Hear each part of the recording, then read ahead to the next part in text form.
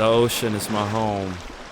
12 contracts, 2 cruise lines, circled the world 3 times, east to west, west to east, and everything in between. I was even caught on a cruise ship in Southeast Asia when the coronavirus outbreak happened. With that being said, I still get asked the same questions, so I'm going to answer them today.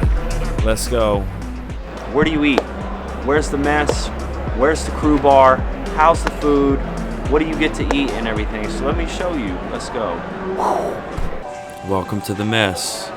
This is where we eat, and every meal is served with white rice, a few choices of fruit, and some salad mix. We always have desserts as well, and there will be a menu displaying what's on the buffet. Usually a couple of protein options, chicken or pork.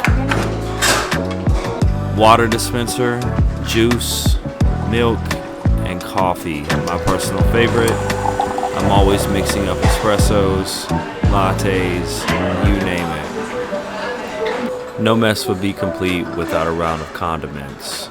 Now, at night, the mess turns into the crew bar, where we have multiple games, a bookshelf. I think maybe you can throw some darts if you want to, some board games, and 5 PlayStation 5s.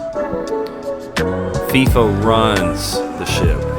If you're out here, you will definitely play FIFA. We have a couple portholes and some pretty obscure art that they have on the wall for decoration. Overall, the mess and crew bar is pretty chill. And of course, the hardest workers on the ship, the dishwashers.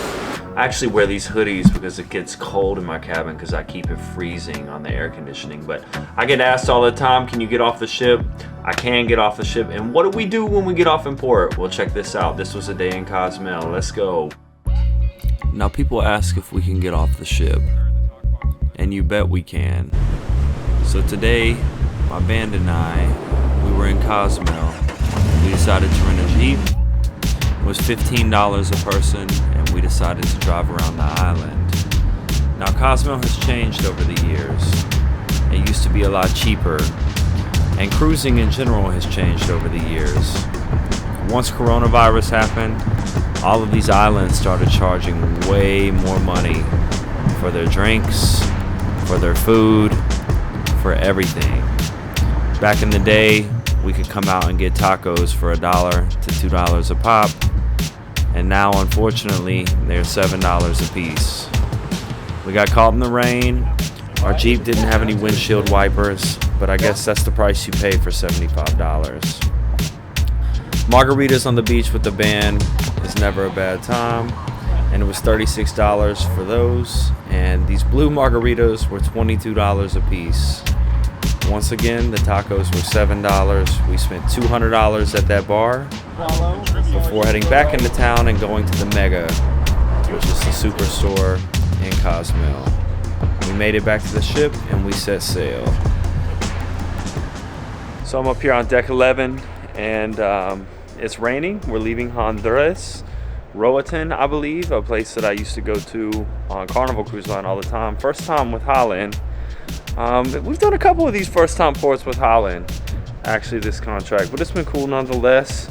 And so I always get asked, where do I live? Let me take you there. Where do you live, Josh? I get this question quite often, and so I'm gonna show you. I live down here on A deck. It's right above sea level, and I live in an officer's cabin because I'm a musical director. I have a bigger bed and slightly more storage than everyone else. A nicer desk, and a bigger television that hangs on my wall. I have a refrigerator, and here are some repair maintenance codes in case something breaks. 2 closets, nothing much, and a small bathroom, which is the same for almost every crew member on board. It's not much, and I really have to stand with 1 foot out of the shower and 1 foot in the shower, but it is what it is, and we make do with what we have.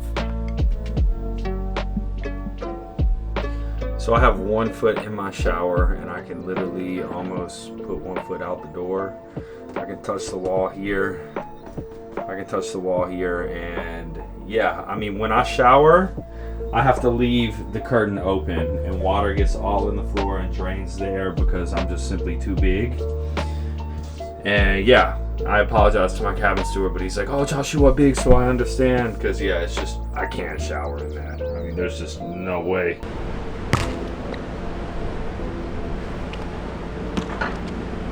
Woo, LeBron, yeah, you know what it is. So what's behind those closed doors that say crew only? People ask all the time. And it's really not a whole lot of stuff. It's crew corridors, our mess, our crew bar, laundry, and stuff. But we have a main hall called the I-95. It's the main walkway through A deck, which is the deck that we all live on. And it takes us to everywhere in the ship. And I'm gonna show you right now, so that way you don't inquire about what's behind these closed doors with crew only. And the other doors that aren't these are really just elevators. So let's go. So what's behind these closed doors? These doors that say crew only. The ones guests ask me about all the time. Let's do it.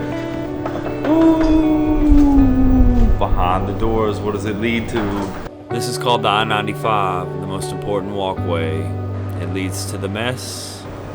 It leads to the technical areas. It leads to the crew gym. It leads to B and C deck. It leads to extra cabins and laundry and everything in between. These are watertight doors to keep water out, just in case there was ever a flood. So yeah, so I've worked on ships for 7 years, and I've never even been down here on C deck. It's nothing but like cabins, and it's at the below. Yeah, it's definitely below the water. So there have been thousands and thousands of different crew members to live in these cabins and walk down these halls, and everybody has a way of making their home their own, and it's always something little and unique. But this is where we live as a family for months on end.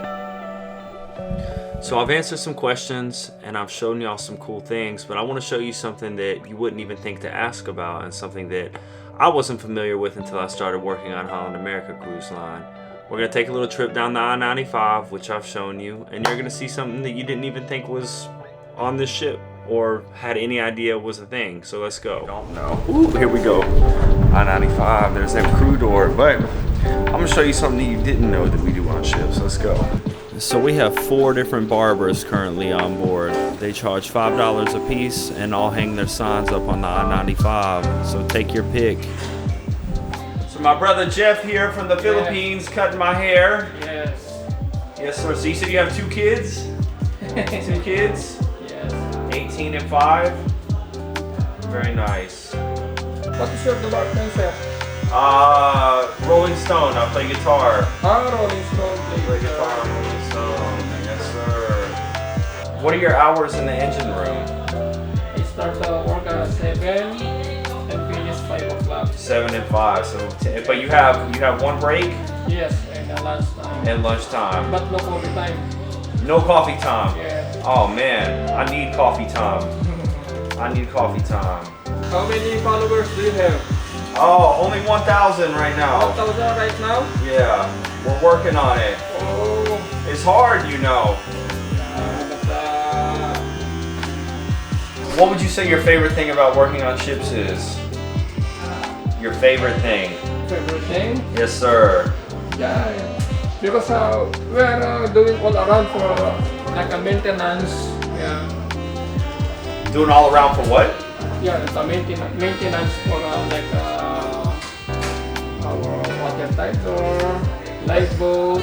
That's your favorite stuff to do, maintenance? Yeah. Oh man, you a good man, Jeff. Some people would say sleeping. Some people would say sleeping. And contract 8 months long? Yes, 8 months. So double the length of mine. Double the length. Jeff has me looking like a new man, people. A brand new man. Woo! Okay. Thank you, Jeff. Appreciate you. Yeah. My man Jeff cut me up. Feeling like a new man now. It's my first haircut this whole contract, because I came out here was quite a bit shorter. You know, people probably think I'm bald wearing this beanie all the time, but it was just a gift when I was on my last contract in Amsterdam. My man Jeff, he chopped me up pretty good. $5, man. Come on, how can you beat it? So if you made it this far, thanks for hanging out with me. My name is Josh. It's a pleasure to have you here. And yeah, I'm on the ship for about another 42 days, I believe. And then I'm headed on a massive trip for 3 months to Southeast Asia. Gonna be incredible. And then back on this ship for the summer run. So if you have made it this far, I appreciate you. Thanks for hanging out. And yeah, I hope to see you in another video, all right? And until next time, let's go, gang.